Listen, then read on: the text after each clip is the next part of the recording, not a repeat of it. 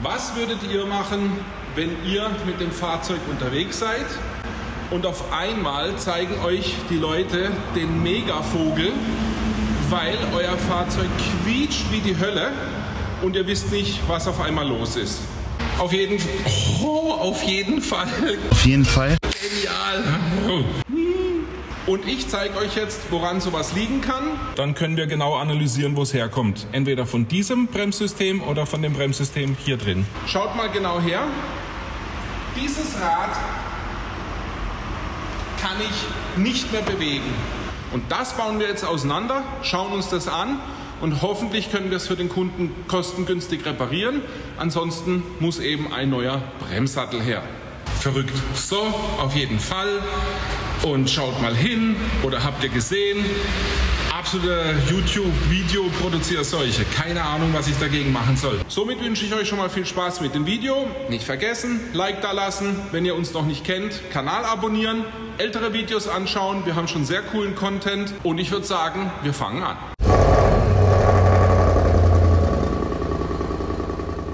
Also, in eingebautem Zustand einfach zu überprüfen. Komplett fest.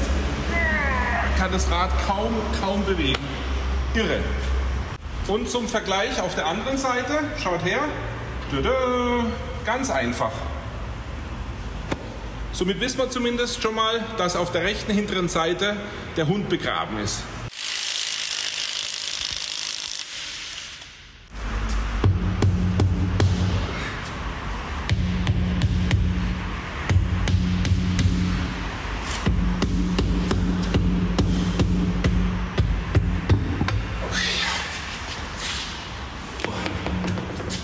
Manchmal wollen die schweren Viecher einfach nicht runtergehen, da muss man einfach nachhelfen.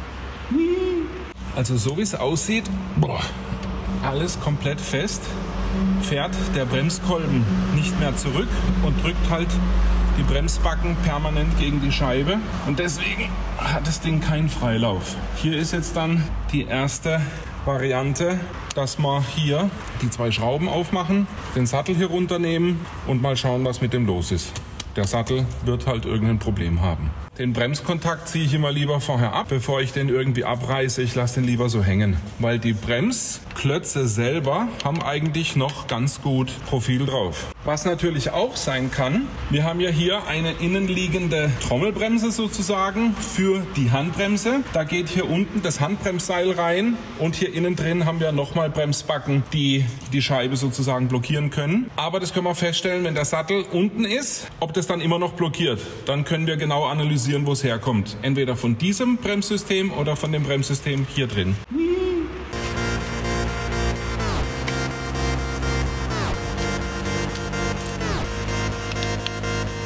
Um die zwei Schrauben hier aufzumachen, braucht ihr ein 7er Imbus.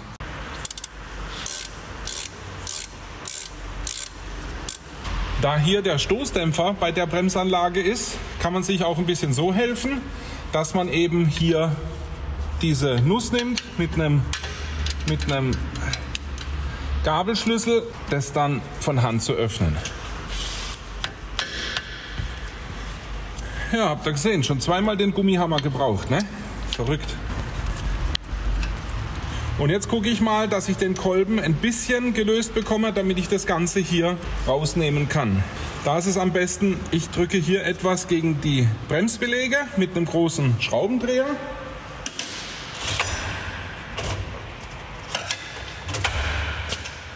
So, da habe ich das richtige Teil.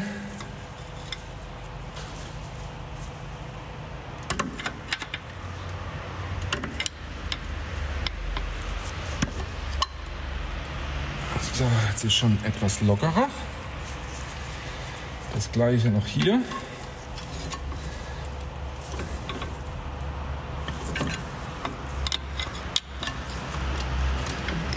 So. So, die Spange ist draußen.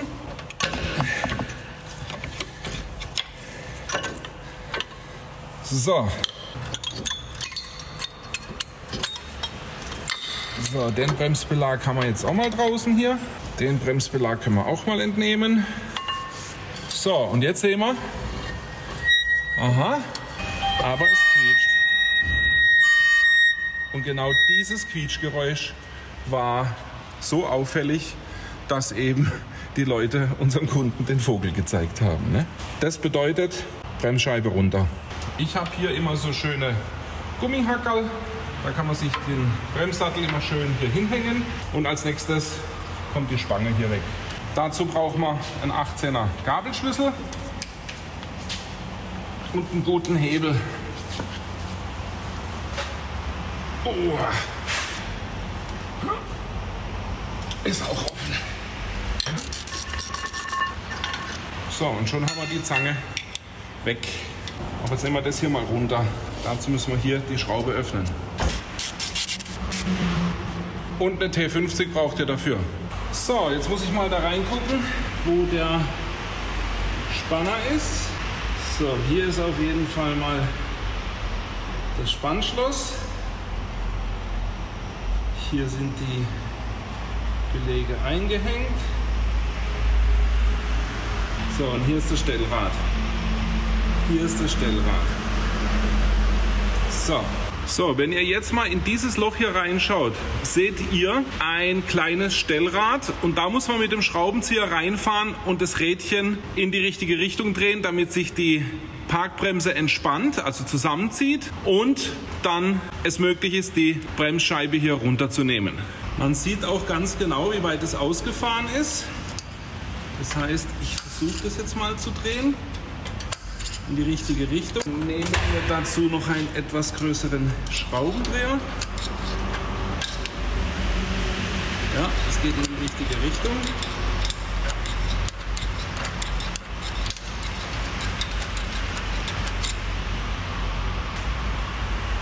Jawohl, das dreht sich zusammen, das ist gut.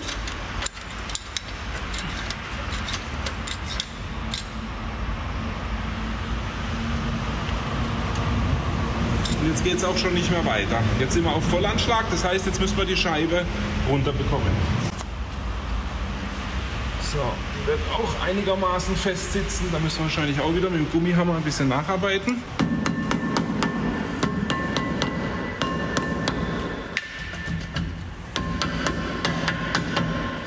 So, und da ist sie. Und ihr seht, da drin ist ein Haufen Rost und Schmodder.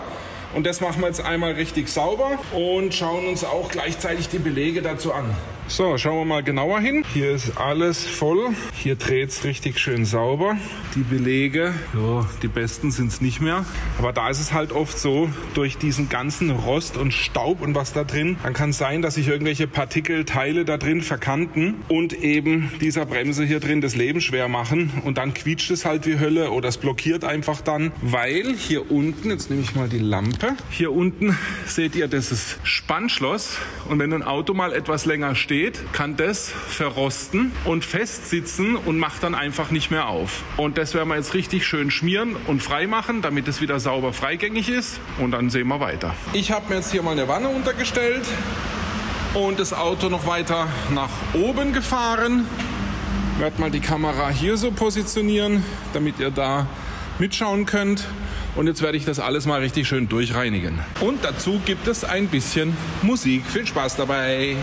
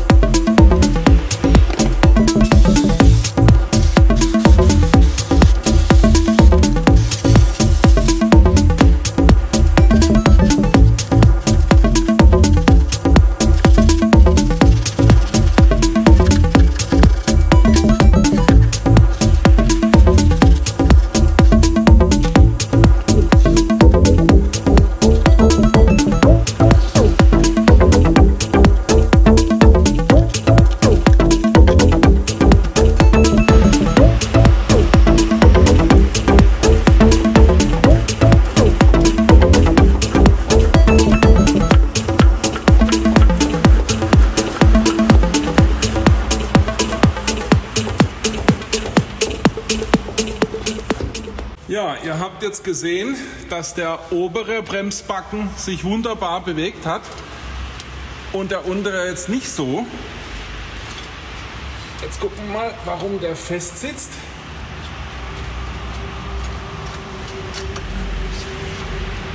So, aber der tut's auch. Genau. Und die untere Bremsbacke bewegt sich dann auch, wenn die obere eben ansteht und dann geht die Kraft nach dahin. Also das ist jetzt alles funktional, die bewegt sich auch gut. Das passt soweit. Das Spannschloss sitzt auch richtig drin. Das ist soweit alles in Ordnung. So, das Spannschloss schmiere ich jetzt noch ein bisschen. Das da oben, das schmiere ich auch ein bisschen, damit das alles freigängig ist. Und dann dürfte das keine Quietschgeräusche mehr machen. Dann baue ich das wieder zusammen und mache eine Probefahrt.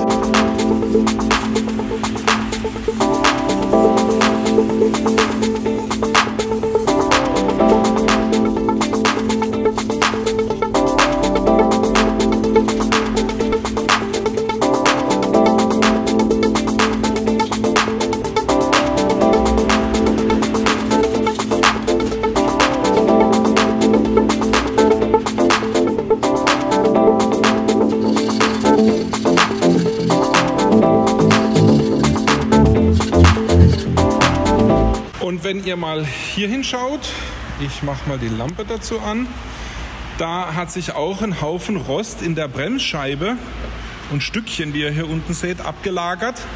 Und das werde ich jetzt auch noch alles schön sauber machen, bevor die Bremsscheibe hier wieder drauf kommt.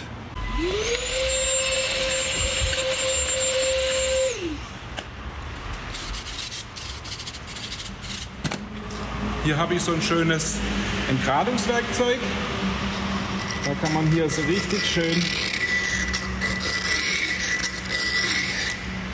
den Schmodder wegnehmen.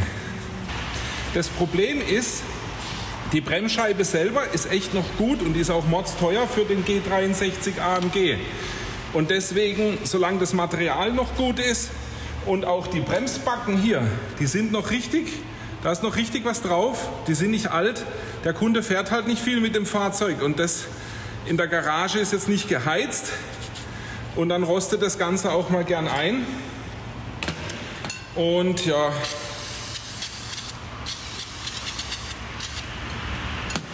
jetzt machen wir das alles einfach schön sauber, bauen das wieder zusammen und dann werden wir sehen, ob sich der Zustand verbessert hat. Wenn nicht, muss man halt alles neu belegen. Und das muss man aber mit dem Kunden halt dann vorher absprechen, ob er das will, beziehungsweise erstmal einen Kostenvoranschlag machen, weil ganz billig ist das für einen G63 natürlich nicht. So, der ist schön sauber.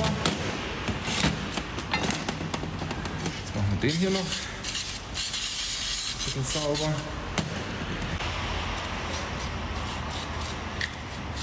Rost und Bremsstaub und Stehen, das hat sich noch nie gut vertragen. So, können wir das später hernehmen. Jetzt mischen wir das nochmal schön nach. So, da werde ich mir jetzt noch ein 400er Schleifpapier holen. Hier habe ich jetzt ein 400er Schleifpapier und damit tue ich das jetzt nochmal richtig schön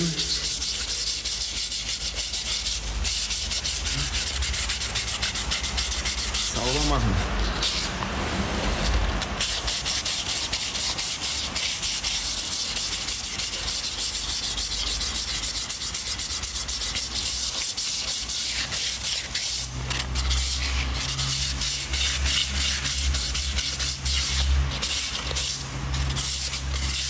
So, dann spritzen wir es nochmal aus mit dem Rest, was wir hier noch drin haben. So, dann machen wir das dann nochmal sauber.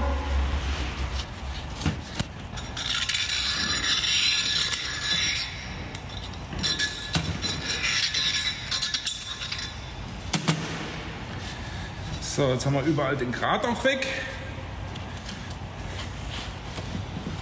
So, jetzt können wir die wieder einbauen.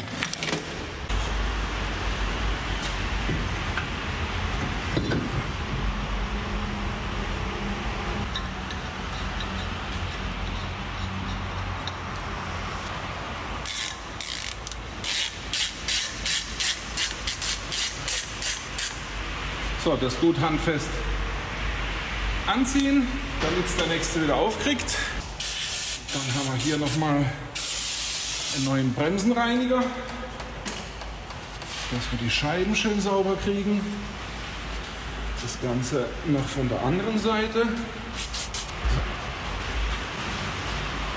So. Und jetzt ist es wichtig, dass wir dieses Spannmodul wieder richtig einstellen. Das war hier oben, genau. Und das macht man so, dass man das so weit aufdreht, bis die Bremse blockiert und dann so 3-4 Umdrehungen zurück, dass das wieder freigängig ist. So, in die Richtung geht es jetzt hoch.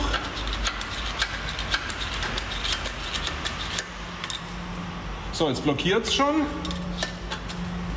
Jetzt ist wieder freigängig und jetzt noch 1, 2 und jetzt sind wir super freigängig. Ich habe mir das Fahrzeug jetzt wieder auf eine annehmbare Position runtergeholt, damit ich hier das Ganze wieder montieren kann. Ich werde mir den Bremskolben noch mal ein bisschen genauer anschauen und wahrscheinlich wird am Schluss wieder alles funktionieren, wenn es beieinander ist.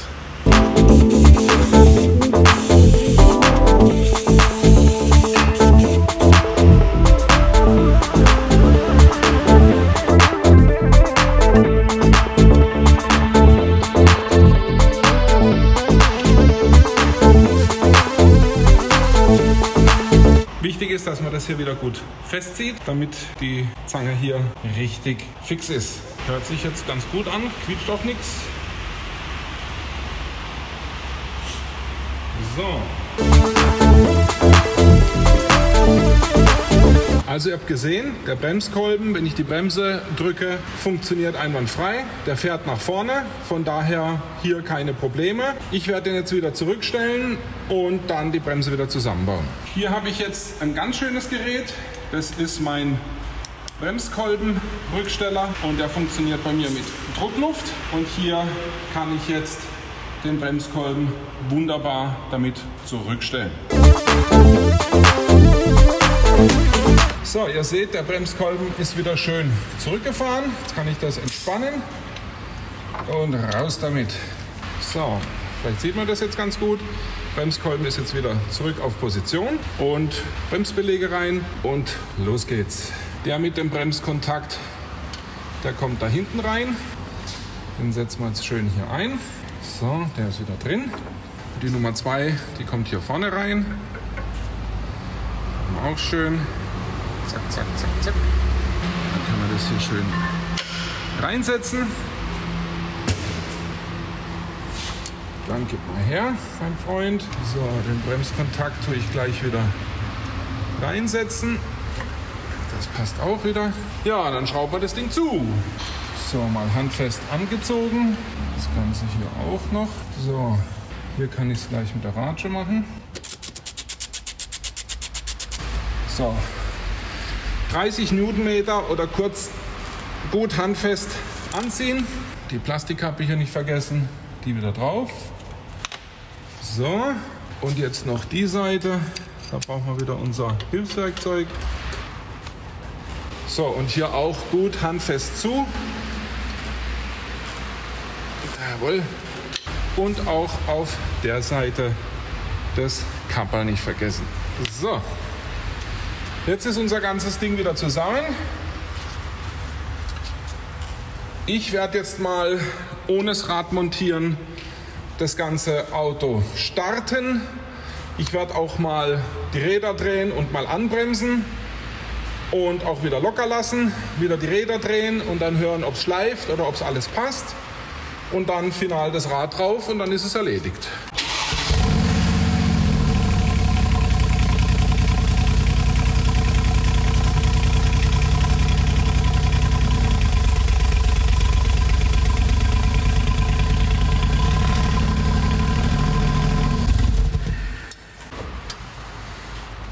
Lässt sich drehen. Und das war vorher nicht der Fall.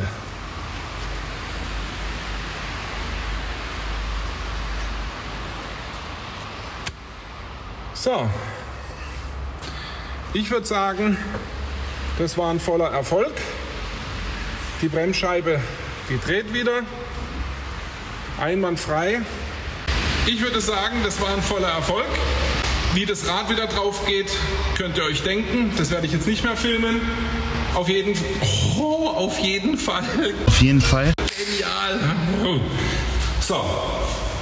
Verrückt. So, auf jeden Fall. Und schaut mal hin. Oder habt ihr gesehen? Absolute YouTube-Video-Produzierseuche. Keine Ahnung, was ich dagegen machen soll. Schreibt mir mal in die Kommentare, wie ihr mir helfen könnt. Ich weiß es nicht mehr. Ich habe sogar schon gegoogelt, habe aber nicht wirklich was gefunden. Egal, ist auch so ein Wort. Egal. Und der Enrico von die Autogesellschaft Dresden, der sagt immer, kurze Rede, gar keinen Sinn oder sowas. Ne? Es ist auf jeden Fall so, dass ich das jetzt wieder fix fertig mache. Ich werde ein bisschen Probe fahren mit dem Fahrzeug und sollte dieses Quietschen dann wieder auftreten, dann müsste man den Bremssattel komplett zerlegen. Entweder man reinigt dann diesen Kolben und eine neue Dichtung, Bremse wieder entlüften, richtig, dass keine Luft mehr drin ist. Oder man kauft halt gleich einen neuen Bremssattel, was halt hier bei so einem Fahrzeug meiner Meinung nach dann ratsam wäre. Aber ich bin der Meinung, dass der Spannschloss da unten gehangen ist. Das war ein bisschen korrigiert, das ist jetzt wieder schön sauber. Und ihr seht ja, das Ganze ist letztendlich wieder in Bewegung, nachdem ich auch gebremst habe mit Motorlauf und Bremskraftverstärker. Von daher denke ich, wird sich das jetzt amortisieren. Und sollte aber wiederkehrend dieses Geräusch halt kommen, dann muss der Kunde in den sauren Apfel beißen, dann muss halt ein neuer Bremssattel drauf. Ja? In diesem Sinne, vielen Dank fürs Zuschauen. Ich hoffe, euch hat das Video gefallen. Auf jeden Fall. Auf jeden Fall. Auf jeden Fall. Genial. Würde ich mich über ein Like freuen. Ihr könnt natürlich auch kostenlos unseren Kanal abonnieren. Wie gesagt, freut mich sehr, dass ihr so cool an unserem Content momentan teilhabt. Ich freue mich sehr, dass sich das so aufbaut. Das tut uns gut und deswegen machen wir weiter. In diesem Sinne, auf Wiederhören. Die Spange muss natürlich auch noch rein. Das hatte ich vergessen vorhin zu filmen.